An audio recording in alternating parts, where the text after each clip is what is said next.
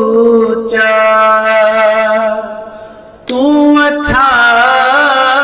गुरु जी का खालसा वाहिगुरु जी की फतेह। एक ओंकार सतनाम करता पुरख निरभਉ निर्वैर अकाल मूरत आसुनी सैभं गुर प्रसाद। साध संगत जी, अज गुरु साहब साडे ते किरपा करनगे। 179 अंग दे उपर गुर प्रसाद बख्शणगे, सोझी बख्शणगे। आओ सारे रल मिल के गुरु दे शब्दां नूं समझण दी कोशिश करिए। गुरु साहब सानू बाणी दे विच की समझा रहे हैं, ये सानू पहलां समझना पैना है, फिर सानू उस अनुसार चलना पैना। जो गुरबाणी अनुसार चलूगा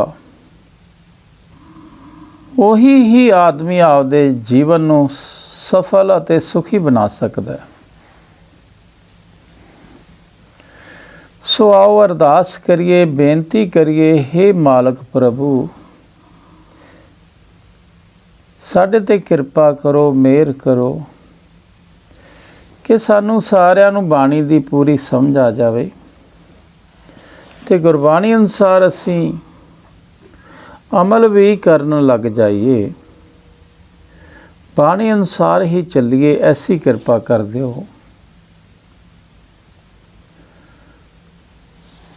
गौड़ी गवारेरी महला पंजवा। बहु रंग माया बहु बिद पेखी, कलम कागद सियानप लेखी। महर मलूक होए देखिया खान, तां ते नाही मन तृप्तान। अगे रहाव च गुरु साहब कह रहे हैं,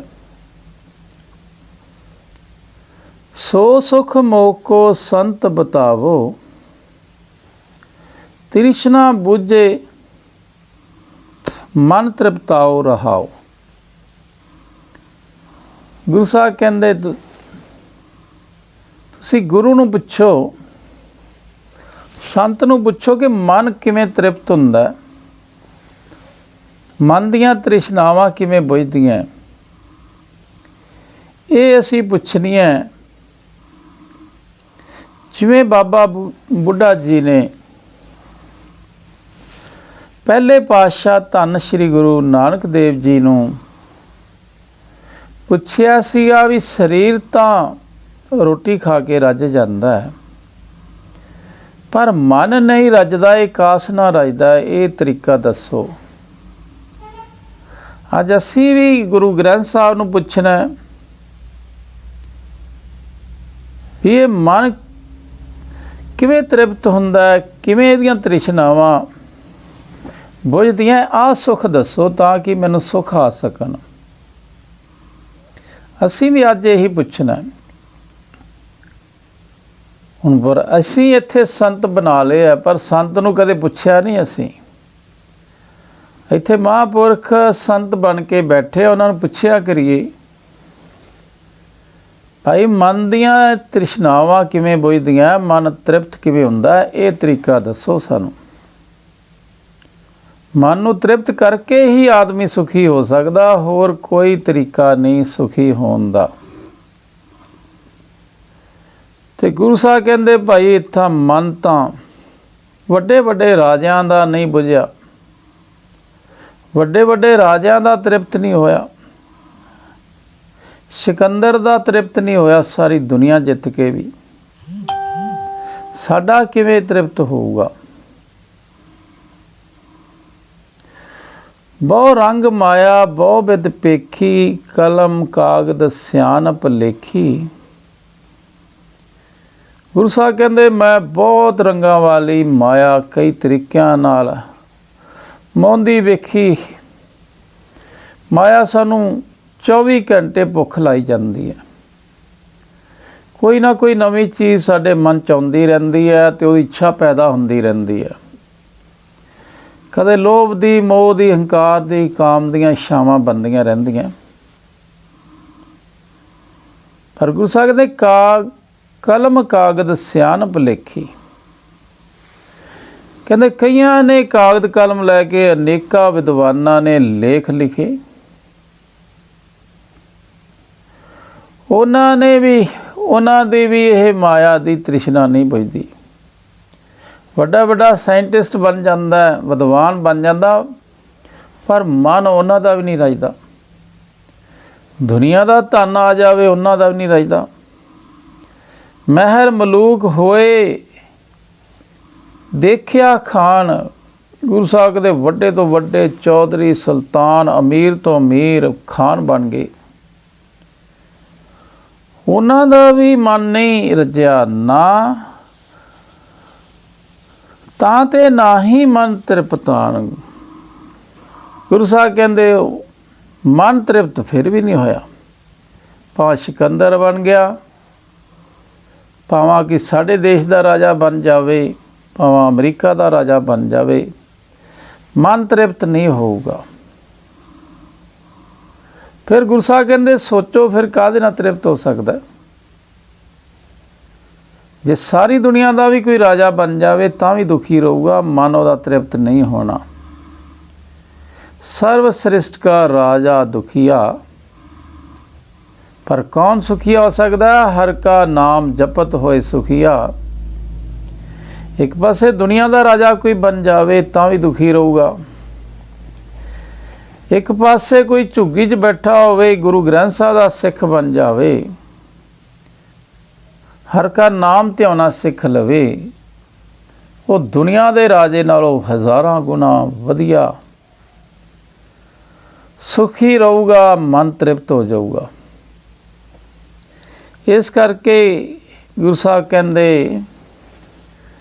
कोई थानू महापुरख संत मिले उन्होंने भी आ दस सानू, वो दुनियावी पदार्थ ना दे सकता तो ना ही मंगने होंगे। कहते सो सुख मोको संत बताओ, तृष्णा बूझे मन तृप्ताओ रहाओ। कहते हे संत जनों, हे ब्रह्म ज्ञानियों। अज दे ब्रह्म ज्ञानियों पूछे भाई संत ये सुख दसो भी तृष्णावां बुझ जान, मेरा मन तृप्त हो जाए, वो तरीका दसो कोई। मन तृप्त उहदा भी नहीं आ, जिहदा मन तृप्त नहीं है वो गुरु सिख नहीं हो सकता। वो संत कित्थों बन जूगा, महापुरख कित्थों बन जूगा, ब्रह्म ज्ञानी कित्थों बन जूगा। सो बाणी पढ़ के साडा मन तृप्त होगा, तृष्णावां बुझणगियां, तृष्णावां काबू आउणगियां, तां असीं सुखी होवांगे, एवें सुखी नहीं हो सकदा। बाणी नूं पढ़ के बाणी अनुसार चल के साडे मन ने रजना है, मन ने संतोख चाहना है, तृष्णावां ने बुझना है, ऐ मन ने रज जाना है। वो नाम दे नाल रजदा है, पर वो नाम गुरु ग्रंथ साहब ते बाणी नूं वध तो वध समझ के ते कमा के लिया जांदा, एवें नहीं लिया जांदा। फिर गुरु साहब कहंदे होर भावां अमीर तो अमीर बन जावे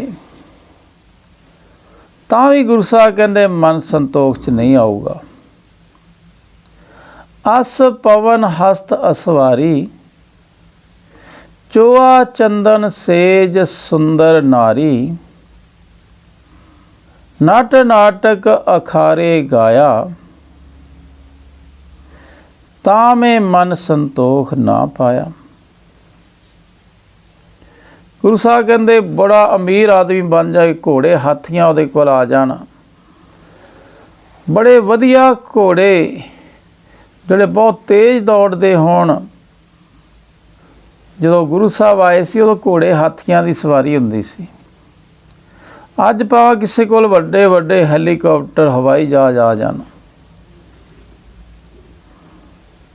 ਬੜੇ ਵੱਡੇ ਮਹਿਲ ਬਣਾ ਲਏ, ਘਰ ਬਣਾ ਲਏ, ਚੋਆ ਚੰਦਨ ਸੇਜ ਸੁੰਦਰ ਨਾਰੀ, ਬੜੇ ਬੜੇ ਵੱਡੇ ਘਰ ਹੋਣ, ਸਾਰੀਆਂ ਸਹੂਲਤਾਂ ਹੋਣ, ਸੁੰਦਰ ਨਾਰੀਆਂ ਵੀ, ਵਿਆਹ ਵੀ ਕਰਾ ਲਏ, ਭਾਵੇਂ ਹਜ਼ਾਰਾਂ ਵਿਆਹ ਕਰਾ ਲਏ,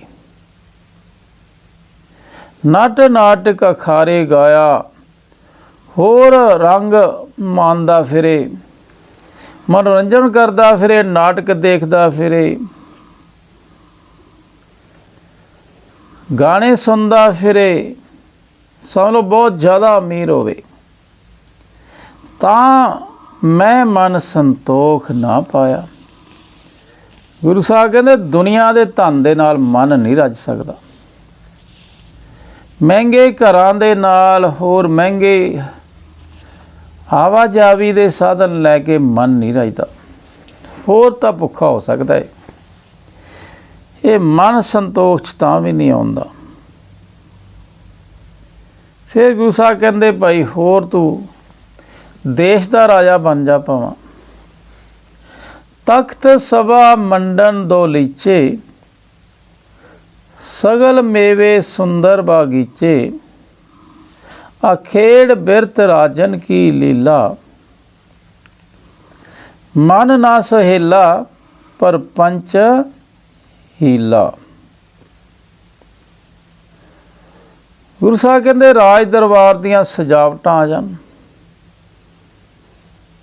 ਤਖਤ ਉੱਤੇ ਬੈਠ ਜਾਵੇ ਕੋਈ, ਬੜੇ ਵੱਡੇ ਬਗੀਚੇ ਹੋਣ, ਦਲੀਚੇ ਵਸੇ ਹੋਣ, ਹੋਰ ਗੁਰੂ ਸਾਹਿਬ ਕਹਿੰਦੇ ਸਗਲ ਮੇਵੇ ਸੁੰਦਰ ਬਾਗੀਚੇ, ਸਾਰੇ ਕਿਸਮਾਂ ਦੇ ਫਰੂਟ ਖਾਵੇ, ਡਰਾਈ ਫਰੂਟ ਖਾਂਦਾ ਰਹੇ, ਸੁੰਦਰ ਫੁਲਵਾੜੀਆਂ ਹੋਣ, ਬਗੀਚੇ ਹੋਣ, ਅਖੇੜ ਬਿਰਤ ਰਾਜਨ ਕੀ ਲੀਲਾ, ਸ਼ਿਕਾਰ ਖੇਡਣ ਦੀ ਰੁਚੀ, ਰਾਜਿਆਂ ਵਾਲੀਆਂ ਖੇਡਾਂ ਹੋਣ, ਪਰ ਫਿਰ ਵੀ ਗੁਰੂ ਸਾਹਿਬ ਕਹਿੰਦੇ ਮਨ ਨਹੀਂ ਰੱਜਦਾ, ਮਨ ਨਾ ਸਹੇਲਾ ਪਰ ਪੰਚ ਹੀਲਾ। ਕਹਿੰਦਾ ਇੰਨਾ ਸਭ ਕੁਝ ਹੋ ਕੇ ਮਨ ਫਿਰ ਵੀ ਸੁਖੀ ਨਹੀਂ ਹੋਣਾ, ਇਹ ਸਾਰੇ ਯਤਨ ਛਲ ਦੇ ਹੀ ਬਰਾਬਰ ਹੈ, ਸਾਬਤ ਹੁੰਦੇ ਆ, ਇਹਨਾਂ ਨੇ ਹੋਰ ਇਛਾਵਾਂ ਵਧਾ ਦੇਣੀਆਂ। ਗੁਰੂ ਸਾਹਿਬ ਕਹਿੰਦੇ ਮਨ ਨਹੀਂ ਰੱਜਦਾ, ਫਿਰ ਮਨ ਕਾਹਦੇ ਨਾਲ ਰੱਜਦਾ? ਸਾਧ ਸੰਗਤ ਜਾ ਕੇ ਪਰਮਾਤਮਾ ਦਾ ਨਾਮ ਜਪ ਕੇ, ਕਰ ਕਿਰਪਾ ਸੰਤਨ ਸੱਚ ਕਹਿਆ, ਸਰਬ ਸੁਖ ਇਹ ਆਨੰਦ ਲਿਆ, ਸਾਧ ਸੰਗ ਹਰ ਕੀਰਤਨ ਗਾਈਏ, ਓ ਨਾਨਕ ਵਡਭਾਗੀ ਪਾਈਏ। ਪਰ ਗੁਰੂ ਸਾਹਿਬ ਕਹਿੰਦੇ ਫਿਰ ਪੂਰਾ ਸੰਤ ਫਿਰ ਤੁਹਾਨੂੰ ਦੱਸਦਾ ਹੈ, ਗੁਰੂ ਗ੍ਰੰਥ ਸਾਹਿਬ ਦੱਸਦੇ ਭਾਈ ਇਹ ਦੁਨੀਆ ਦੇ ਅਮੀਰੀ ਨਾਲ ਮਨ ਨਹੀਂ ਰੱਜਦਾ। ਫਿਰ ਪੂਰਾ ਗੁਰੂ ਫਿਰ ਸਮਝਾਉਂਦਾ, ਸੱਚ ਦੱਸਦਾ ਭਾਈ ਇਹ ਮਨ ਕਿਵੇਂ ਰੱਜਦਾ ਹੈ। ਜਿਵੇਂ ਗੁਰੂ ਨਾਨਕ ਸਾਹਿਬ ਨੇ ਬਾਬਾ ਬੁੱਢਾ ਜੀ ਨੂੰ ਦੱਸਿਆ ਵੀ ਮਨ ਨੂੰ ਰਜ਼ਾਉਣ ਦਾ ਆਹ ਤਰੀਕਾ ਹੈ, ਉਹ ਤਰੀਕਾ ਵਰਤ ਕੇ ਫਿਰ ਸਰਬ ਸੁਖ ਇਹ ਆਨੰਦ ਲਿਆ, ਫਿਰ ਸਾਰੇ ਸੁੱਖਾਂ ਆ ਜਾਂਦੇ, ਆਨੰਦ ਆ ਜਾਂਦਾ। ਜੇ ਗੁਰਬਾਣੀ ਅਨੁਸਾਰ ਕਮਾਈ ਕਰ ਲਈਏ ਉਹਦੇ ਨਾਲ ਮਨ ਰੱਜ ਜਾਂਦਾ। ਗਰੀਬ ਤੋਂ ਗਰੀਬ ਆਦਮੀ ਵੀ ਦੁਨੀਆ ਦੇ ਅਮੀਰ ਆਦਮੀ ਤੋਂ ਵਧੀਆ ਜ਼ਿੰਦਗੀ ਬਤੀਤ ਕਰ ਸਕਦਾ ਹੈ, ਜੇ ਗੁਰੂ ਗ੍ਰੰਥ ਸਾਹਿਬ ਦਾ ਆਖਾ ਮੰਨ ਲਵੇ ਤਾਂ। ਪਰ ਕੀ ਕਰਨਾ ਪੈਂਦਾ? ਸਾਧ ਸੰਗ ਹਰ ਕੀਰਤਨ ਗਾਈਏ। ਬਸ ਹੁਣ ਗੁਰੂ ਦੀ ਸੰਗਤ ਕਰਕੇ ਹਰੀ ਪਰਮਾਤਮਾ ਦਾ ਕੀਰਤਨ ਕਰਨਾ ਸਿੱਖ ਲਈਏ, ਗਾਉਣਾ ਸਿੱਖ ਲਈਏ। ਜਿਹਨੂੰ ਕੀਰਤਨ ਕਰਨਾ ਆ ਗਿਆ, ਪਰਮਾਤਮਾ ਦੀਆਂ ਸਿਫਤਾਂ ਕਰਨੀਆਂ ਆ ਗਈਆਂ। ਕੀਰਤਨ ਕੀ ਹੁੰਦਾ? ਪਰਮਾਤਮਾ ਦੀਆਂ ਸਿਫਤਾਂ ਕਰਨੀਆਂ, ਸਦਾ ਸਿਫਤ ਸਲਾਹ ਤੇਰੀ ਕਰਨੀ। ਸਾਧ ਸੰਗਤ ਦੇ ਵਿੱਚ ਹਰੀ ਪਰਮਾਤਮਾ ਦਾ ਕੀਰਤਨ ਗਾਉਣਾ ਸਿੱਖਣਾ ਹੁੰਦਾ ਹੈ। ਕੀਰਤਨ ਦਾ ਮੀਨਿੰਗ ਕੀ ਹੈ? ਪਰਮਾਤਮਾ ਦੀ ਸਿਫਤ ਸਲਾਹ ਕਰਨੀ, ਉਹਦੀ ਪ੍ਰੇਜ਼ ਕਰਨੀ, ਉਸਤਤ ਕਰਨੀ। ਉਹਦੇ ਗੁਣ ਗਾਉਣੇ ਪਰਮਾਤਮਾ ਦੇ, ਇਹਨੂੰ ਕੀਰਤਨ ਕਿਹਾ ਜਾਂਦਾ। ਪਰ ਕੀਰਤਨ ਕਿਹਦਾ ਕਰਨਾ? ਹਰ ਦਾ। ਗੁਰੂ ਸਾਹਿਬ ਕਹਿੰਦੇ ਹਰ ਕੀਰਤਨ ਸੁਣੇ, ਹਰ ਕੀਰਤਨ ਗਾਵੇ, ਤਿਸ ਜਨ ਦੁੱਖ ਨਿਕਟ ਨਾ ਆਵੇ। ਜਿਹਨੂੰ ਕੀਰਤਨ ਗਾਉਣਾ ਆ ਗਿਆ ਉਹਦੇ ਦੁੱਖ ਨੇੜੇ ਨਹੀਂ ਆਉਂਦੇ, ਕਿਉਂਕਿ ਉਹਦਾ ਮਨ ਰੱਜ ਜਾਂਦਾ, ਸੰਤੋਖੀ ਹੋ ਜਾਂਦਾ, ਤ੍ਰਿਪਤ ਹੋ ਜਾਂਦਾ। ਕਹੋ ਨਾਨਕ ਵਡਭਾਗੀ ਪਾਈਏ, ਪਰ ਸਾਧ ਦਾ ਸੰਗ ਕੋਈ ਵਿਰਲਾ ਪਾਉਂਦਾ ਤੇ ਵੱਡੇ ਭਾਗਾਂ ਵਾਲਾ ਬਣ ਜਾਂਦਾ।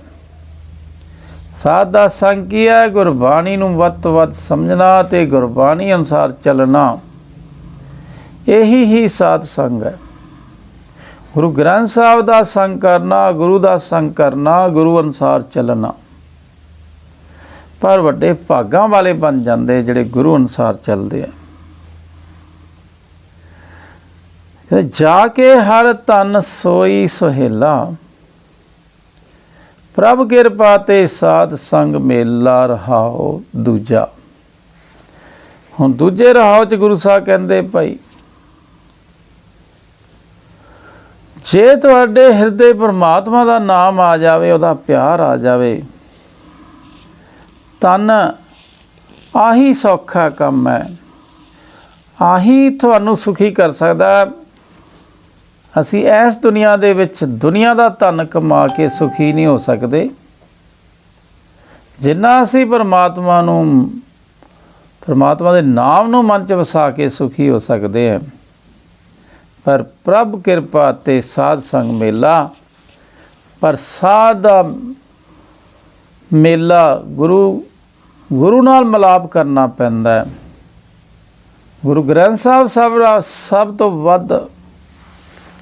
ਵੱਧ ਸਮਝਣਾ ਪੈਂਦਾ ਬਾਣੀ ਨੂੰ, ਤੇ ਬਾਣੀ ਨੂੰ ਸਮਝ ਆ ਜਾਣੀ ਸਮਝ ਲਓ ਪਰਮਾਤਮਾ ਦੀ ਕਿਰਪਾ ਹੋ ਗਈ। ਇਸ ਵਾਸਤੇ ਅਸੀਂ ਰੋਜ਼ ਅਰਦਾਸ ਕਰਨੀ ਹੈ, ਹੇ ਪ੍ਰਭੂ ਕਿਰਪਾ ਕਰ, ਮੇਰਾ ਸਾਧ ਸੰਗ ਮੇਲਾ ਹੋ ਜਾਵੇ, ਮੈਨੂੰ ਗੁਰਬਾਣੀ ਦੀ ਪੂਰੀ ਸਮਝ ਆ ਜਾਵੇ ਤੇ ਗੁਰਬਾਣੀ ਅਨੁਸਾਰ ਹੀ ਮੈਂ ਆਪਦਾ ਜੀਵਨ ਬਤੀਤ ਕਰਾਂ। ਬਸ ਜਿਹੜੇ ਬਾਣੀ ਅਨੁਸਾਰ ਚੱਲਣ ਦੀ ਅਰਦਾਸ ਕਰਦੇ ਹੈ, ਉਹਨਾਂ ਨੂੰ ਬਾਣੀ ਸਮਝ ਵੀ ਆ ਜਾਂਦੀ ਹੈ ਤੇ ਬਾਣੀ ਅਨੁਸਾਰ ਚੱਲਣ ਵੀ ਲੱਗ ਜਾਂਦੇ ਆ, ਵੱਡੇ ਭਾਗਾਂ ਵਾਲੇ ਬਣ ਜਾਂਦੇ ਆ। ਉਹਨਾਂ ਨੂੰ ਹਰੀ ਦਾ ਕੀਰਤਨ ਕਰਨਾ ਆ ਜਾਂਦਾ, ਉਹ ਵੱਡੇ ਭਾਗਾਂ ਵਾਲੇ ਬਣ ਜਾਂਦੇ, ਉਹਨਾਂ ਦਾ ਮਨ ਰੱਜ ਜਾਂਦਾ। ਗੌੜੀ ਗਵਾਰੇਰੀ ਮਹਿਲਾ ਪੰਜਵਾਂ,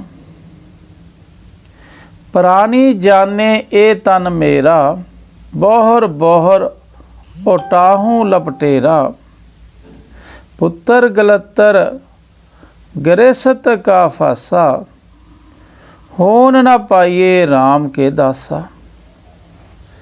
ਗੁਰੂ ਸਾਹਿਬ ਕਹਿੰਦੇ ਤੁਸੀਂ ਬਣਨਾ ਤਾਂ ਰਾਮ ਦਾ ਦਾਸ ਹੈ। ਅਸੀਂ ਸਭ ਨੇ ਅਕਾਲ ਪੁਰਖ ਰਾਮ ਦਾ ਦਾਸ ਬਣਨਾ, ਉਹਦਾ ਸੇਵਕ ਬਣਨਾ, ਉਹਦਾ ਨਾਮ ਜਪਣ ਵਾਲਾ ਬਣਨਾ। ਪਰ ਆਦਮੀ ਇਸ ਦੁਨੀਆ 'ਚ ਆ ਕੇ ਸਾਡਾ ਮਨ ਇਸ ਦੁਨੀਆ 'ਚ ਲੱਗ ਜਾਂਦਾ, ਇਹ ਸਰੀਰ ਨੂੰ ਆਪਣਾ ਗਿੰਦਾ ਰਹਿੰਦਾ। ਇਹ ਸਰੀਰ ਸਾਡਾ ਨਹੀਂ, ਇਹ ਵਾਪਸ ਲਿਆ ਜਾਣਾ। ਪਰ ਆਦਮੀ ਸਰੀਰ ਨੂੰ ਆਪਦਾ ਹੀ ਸਮਝਦਾ ਰਹਿੰਦਾ ਹੈ, ਪਰ ਜਦੋਂ ਮੌਤ ਆਉਂਦੀ ਹੈ ਉਦੋਂ ਮਨ ਇਹ ਤੋਂ ਬਾਹਰ ਨਿਕਲ ਜਾਂਦਾ ਹੈ ਤੇ ਬੜਾ ਦੁਖੀ ਹੁੰਦਾ ਸਰੀਰ ਛੱਡਦਾ ਜਦੋਂ। ਬੋਹਰ ਬੋਹਰ ਉਟਾਓ ਲਪਟੇਰਾ, ਮੁੜ ਮੁੜ ਸਰੀਰ ਨਾਲ ਚੁੰਬੜਦਾ, ਸਰੀਰ ਨੂੰ ਬਚਾਉਂਦਾ ਰਹਿੰਦਾ। ਹਰੇਕ ਜੀ ਜੰਤ ਹੀ, ਕੀੜਾ ਮਕੌੜਾ ਪਸ਼ੂ ਪੰਛੀ ਵੀ ਆਪਦੇ ਸਰੀਰ ਨਾਲ ਲਿਪਟ ਜਾਂਦਾ, ਉਹਨੂੰ ਬਚਾਉਂਦਾ ਰਹਿੰਦਾ। ਇਹਨੂੰ ਐ ਹੁੰਦਾ ਵੀ ਮੈਂ ਮਰਾਂ ਨਾ, ਮਨ ਐ ਕਹਿੰਦਾ ਬਸ ਇਹ ਸਰੀਰ ਨਾ ਛੱਡਾਂ। ਪਰ ਸਰੀਰ ਆਪਣਾ ਨਹੀਂ ਹੈ, ਇਹ ਸਭ ਨੂੰ ਛੱਡਣਾ ਪੈਣਾ। ਕੁਝ ਸਮੇਂ ਵਾਸਤੇ ਸਾਡੇ ਮਨ ਨੂੰ ਇਹ ਸਰੀਰ ਉਹ ਪਰਮਾਤਮਾ ਨੇ ਦਿੱਤਾ ਤੇ ਵਾਪਸ ਲੈ ਲੈਣਾ। ਪੁੱਤਰ ਕਰਤਰ ਗ੍ਰਸਤ ਕਾ ਫਾਸਾ, ਫਿਰ ਪਹਿਲਾਂ ਆਪਦੇ ਸਰੀਰ ਨੂੰ ਆਪਦਾ ਸਮਝਦਾ ਰਹਿੰਦਾ, ਫਿਰ ਆਪਦੇ ਪਰਿਵਾਰ ਨੂੰ, ਪੁੱਤਰ, ਬੱਚਿਆ, ਇਸਤਰੀ, ਪਤੀ ਨੂੰ ਆਪਦਾ ਸਮਝਦਾ ਰਹਿੰਦਾ ਹੈ। ਇਹ ਗ੍ਰਸਥ ਨੂੰ ਆਪਦਾ ਸਮਝਦਾ ਰਹਿੰਦਾ, ਇਹ ਘਰ ਮੇਰਾ, ਜਾਇਦਾਦਾਂ ਮੇਰੀਆਂ। ਪਰ ਹੋ ਨਾ ਪਾਈਏ ਰਾਮ ਕੇ ਦਾਸਾ। ਪਰ ਇਸ ਤਰ੍ਹਾਂ ਹੀ ਆਪਦੇ ਸਰੀਰ ਨਾਲ ਸਾਰੀ ਉਮਰ ਲੱਗਿਆ ਰਿਹਾ, ਪਰਿਵਾਰ ਨਾਲ, ਧਨ ਦੌਲਤ ਨਾਲ ਲੱਗਿਆ ਰਿਹਾ, ਅਤੇ ਪਰਮਾਤਮਾ ਨੂੰ ਆਪਦਾ ਨਹੀਂ ਸਮਝ ਸਕਦਾ, ਪਰਮਾਤਮਾ ਦਾ ਸੇਵਕ ਨਹੀਂ ਬਣਦਾ, ਗੁਰੂ ਗ੍ਰੰਥ ਸਾਹਿਬ ਦਾ ਸਿੱਖ ਨਹੀਂ ਬਣਦਾ। ਫਿਰ ਰਹਾਉ 'ਚ ਗੁਰੂ ਸਾਹਿਬ ਕਹਿੰਦੇ, ਕਵਨ ਸੋ ਬਿਧ ਜਿਤ ਰਾਮ ਗੁਣ ਗਾਏ, ਕਵਨ ਸੋ ਮਤ ਚਿਤ ਤਰੇ ਇਹ ਮਾਏ। ਰਹਾਓ। ਬਾਣੀ ਪੜ੍ਹ ਕੇ ਪਤਾ ਲੱਗਦਾ ਹੈ ਵੀ ਅਸੀਂ ਵਾਕਿਆ ਹੀ ਇਹ ਮਾਇਆ 'ਚ ਫਸੇ ਹਾਂ, ਲੋਭ ਮੋਹ ਹੰਕਾਰ ਕਾਮ ਕ੍ਰੋਧ 'ਚ ਫਸੇ ਹਾਂ, ਤਾਂ ਹੀ ਅਸੀਂ ਦੁਖੀ ਹੈ। ਪਰ ਇਹਦੇ 'ਚੋਂ ਕਿਹੜਾ ਤਰੀਕਾ ਹੈ, ਕਿਹੜੀ ਮੱਤ ਹੈ, ਤਾਂ ਕਿ ਅਸੀਂ ਪੰਜਾਂ ਦੇ ਸਮੁੰਦਰ 'ਚੋਂ ਤਰ ਜਾਈਏ, ਬਾਹਰ ਆ ਜਾਈਏ। ਉਹ ਪਰਮਾਤਮਾ ਦੇ ਗੁਣ ਗਾ ਕੇ ਨਿਕਲਿਆ ਜਾਂਦਾ। ਪਰ ਪਰਮਾਤਮਾ ਦੇ ਗੁਣ ਗਾਉਣ ਦਾ ਵੀ ਕਿਹੜਾ ਤਰੀਕਾ ਹੈ?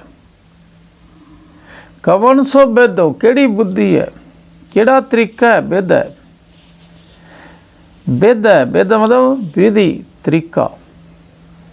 ਉਹ ਕਿਹੜੀ ਵਿਧੀ ਹੈ? ਜਿਤ ਰਾਮ ਗੁਣ ਗਾਏ। ਹੁਣ ਪਿੱਛੇ ਸੀ ਹਰ ਦਾ ਕੀਰਤਨ, ਇੱਥੇ ਰਾਮ ਗੁਣ ਕਹਤੇ। ਕੀਰਤਨ ਵੀ ਗਾਉਣਾ ਹੈ, ਗੁਣ ਵੀ ਗਾਉਣੇ, ਇੱਕੋ ਚੀਜ਼ ਹੈ। ਹਰੀ ਦਾ ਕੀਰਤਨ ਕਰ ਲਓ, ਰਾਮ ਦਾ ਕੀਰਤਨ ਕਰ ਲਓ, ਇੱਕ ਓਮਕਾਰ ਦਾ ਕੀਰਤਨ ਹੀ ਹੈ। ਉਹਦੇ ਗੁਣ ਹੁਣ ਕਿਹੜੇ ਤਰੀਕੇ ਨਾਲ ਗਾਈਏ ਤਾਂ ਕਿ ਅਸੀਂ ਇਹ ਗੁਣ ਗਾ ਗਾ ਕੇ ਇਹ ਮਾਇਆ ਤੋਂ ਤਰ ਜਾਈਏ, ਪੰਜੇ ਕਾਬੂ ਕਰ ਲਈਏ। ਕਿਹੜੀ ਮੱਤ ਹੈ, ਕਿਹੜੀ ਵਿਧੀ ਹੈ ਜਿਹੜੀ ਮਾਇਆ ਤੋਂ ਬਚ ਸਕਦੇ ਹੈ? ਉਹ ਪਰਮਾਤਮਾ ਦੇ ਗੁਣ ਗਾ ਗਾ ਕੇ। ਪਰ ਪਰਮਾਤਮਾ ਦੇ ਗੁਣ ਵੀ ਹਰੇਕ ਨੂੰ ਗਾਉਣੇ ਨਹੀਂ ਆਉਂਦੇ, ਪਰਮਾਤਮਾ ਦਾ ਕੀਰਤਨ ਕਰਨਾ ਹਰੇਕ ਨੂੰ ਨਹੀਂ ਆਉਂਦਾ। ਉਹ ਗੁਰੂ ਸਮਝਾਉਂਦੇ ਆ, ਗੁਰੂ ਦੱਸਦੇ ਆ। ਜੋ ਭਲਾਈ ਸੋ ਬੁਰਾ ਜਾਣੇ, ਸੱਚ ਕਹੇ ਸੋ ਵਿਖੇ ਸਮਾਨੇ, ਜਾਣੇ ਨਾਹੀ ਜੀਤ ਔਰ ਹਾਰ, ਇਹ ਵਲੇਵਾ ਸਾਕਤ ਸੰਸਾਰ। ਪਰ ਗੁਰੂ ਸਾਹਿਬ ਕਹਿੰਦੇ ਇਸ ਸੰਸਾਰ ਦੇ ਵਿੱਚ ਆਦਮੀ ਜਿਵੇਂ ਜਿਵੇਂ ਵੱਡਾ ਹੁੰਦਾ ਜਾਂਦਾ, ਝਮੇਲਿਆਂ ਦੇ ਵਿੱਚ ਫਸਦਾ ਜਾਂਦਾ ਹੈ, ਹੋਰ ਦੁਖੀ ਹੁੰਦਾ ਜਾਂਦਾ ਹੈ। ਉਹਨੂੰ ਪਤਾ ਹੀ ਨਹੀਂ ਬੁਰਾ ਕੀ ਹੈ ਅਤੇ ਭਲਾ ਕੀ ਹੈ। ਹੁਣ ਪਤਾ ਹੀ ਨਹੀਂ ਮੇਰੇ ਮਨ ਵਾਸਤੇ ਵਧੀਆ ਕੀ ਹੈ ਅਤੇ ਚੰਗਾ ਕੀ ਹੈ। ਸਾਚ ਕਹੇ ਸੋ ਵਿਖੇ ਸਮਾਨੇ। ਜੇ ਕੋਈ ਉਹਨੂੰ ਸੱਚ ਸਮਝਾਵੇ, ਬਾਣੀ ਸਮਝਾਏ, ਤਾਂ ਉਹਨੂੰ ਜ਼ਹਿਰ ਲੱਗਦਾ, ਅੰਮ੍ਰਿਤ ਵੀ ਜ਼ਹਿਰ ਲੱਗਦਾ ਉਹਨੂੰ। ਜਾਣੇ ਨਹੀਂ ਜੀਤ ਔਰ ਹਾਰ, ਉਹਨੂੰ ਪਤਾ ਹੀ ਨਹੀਂ ਮੈਂ ਜਿੱਤ ਰਿਹਾ ਕਿ ਹਾਰ ਰਿਹਾ।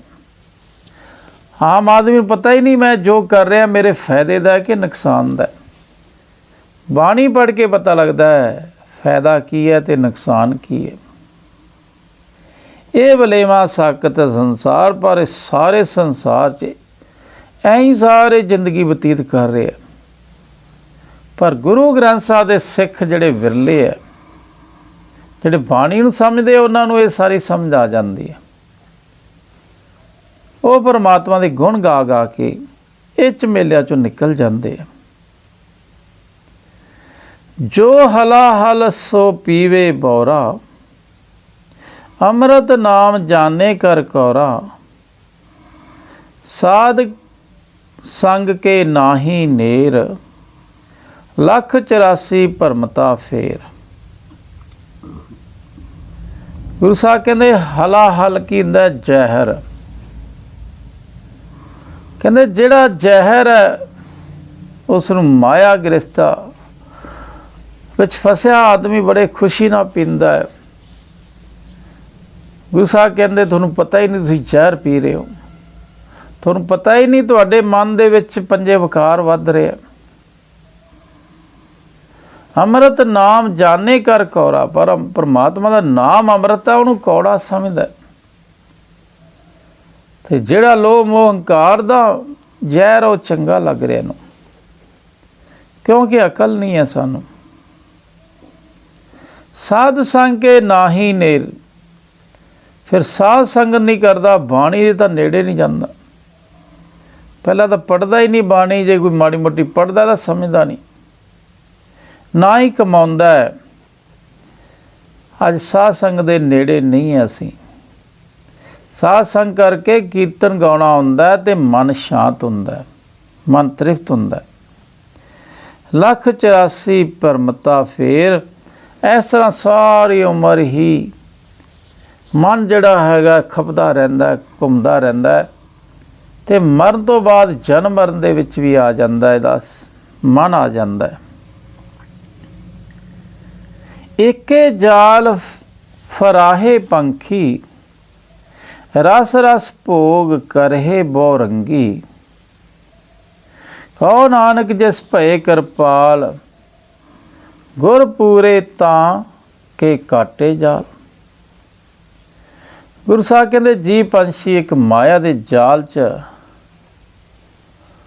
ਫਸਿਆ ਹੋਇਆ, ਫਸ ਜਾਂਦਾ ਜਨਮ ਲੈਣ ਸਾਰ, ਕਿਉਂਕਿ ਪਰਮਾਤਮਾ ਨੇ ਇਹ ਖੇਲ ਬਣਾਇਆ। ਇਹ ਖੇਲ ਹੀ ਇਹੋ ਜਿਹਾ ਬਣਾਇਆ, ਹਵਾ ਪਾਣੀ ਧਰਤੀ ਬਣਾ ਕੇ ਜੀਅ ਜੰਤ ਬਣਾ ਦਿੱਤੇ। ਨਾਲ ਜਿਵੇਂ ਵੱਡੇ ਹੁੰਦੇ ਜਾਂਦੇ ਉਹ ਮੋਹ ਮਾਇਆ 'ਚ ਫਸਦੇ ਜਾਂਦੇ। ਫਿਰ ਕਿਸ ਤਰ੍ਹਾਂ ਦੀ ਜ਼ਿੰਦਗੀ ਬਤੀਤ ਕਰਦੇ ਆ ਉਹ? ਰਸ ਰਸ ਭੋਗ ਕਰਹਿ ਬਹੁ ਰੰਗੀ। ਬੜੇ ਰਸਾਂ ਦੇ ਭੋਗ ਖਾਂਦੇ ਆ, ਸਵਾਦਲੇ ਪਦਾਰਥ ਖਾਂਦੇ ਆ, ਮਹਿੰਗੇ ਪਦਾਰਥ ਮੰਗਦੇ ਆ, ਅਨੇਕਾਂ ਰੰਗਾਂ ਦੇ ਭੋਗ ਭੋਗਦੇ ਰਹਿੰਦੇ ਆ।